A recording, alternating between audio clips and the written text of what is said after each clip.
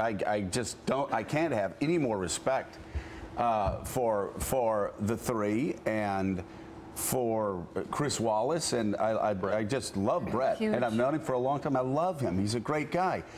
But let's talk about that for a second and the overreaction of that. You know, Reince Priebus had decided to ban networks, this one, and I would if I were Reince Priebus too, so I'm not knocking on. I would never give him MSNBC a Republican debate right now. Pretty soon I would. Things are changing really quickly, this network. But a year ago, never. I understand that. But the idea was to get news outlets, Mark, that would ask legitimate questions about policy instead of gotcha questions. There wasn't a single question asked of the Republican frontrunner that dealt with jobs, that dealt with Iran, that dealt with ISIS, that dealt with the economy writ large, that dealt with foreign policy writ large. It was, you had three questions. The first one was, and I was stunned. And I guess you told me Rush Limbaugh talked about this for a long time. The first question was on Donald Trump's insult of Rosie O'Donnell and his insults of reality show contestants. And were they crude and crass? Yes. Would I ever say it? No. Would any Republican candidate there ever say it? But no. But that's your first question. And then the next question was asking this billionaire about 4 deals that failed. And then the third was, really, it was a political speech that was veiled as a question with a zinger at the end going, so tell me, when did you become a Republican? I mean, it was, and so I'm sitting there thinking, I thought this is what we as Republicans were trying to avoid. People that used front runners as theater. And it was political theater on Thursday night, starting with the first question. Yeah, I mean, a lot of the questions, they did ask him about the Iran deal at one point.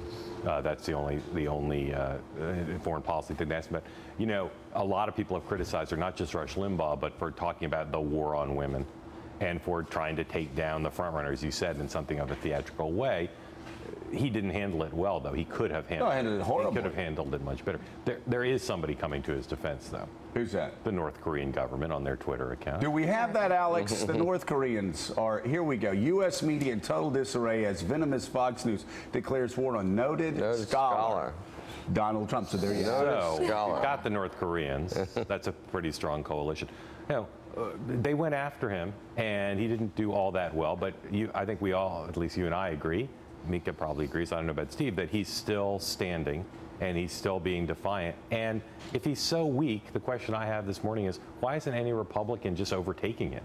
If it's such a strong field, if he's so weak, why is it that they can't get, you know, traction in the polls? Why can't they move up? Following my Twitter feed yesterday, throughout the day, when there was a poll showing Donald Trump in first place, just fraught with lots of different problems all around for him and for the whole other things that might have been disturbing if there are any. We're so busy trying to play gotcha like liberals usually do with conservatives. Moderators asked were questions that, if asked by a broadcast network, coalition with Turkey at the same time that we're trying to go in, you could go into specifics of policy and get him there. Instead, this was the sort of thing.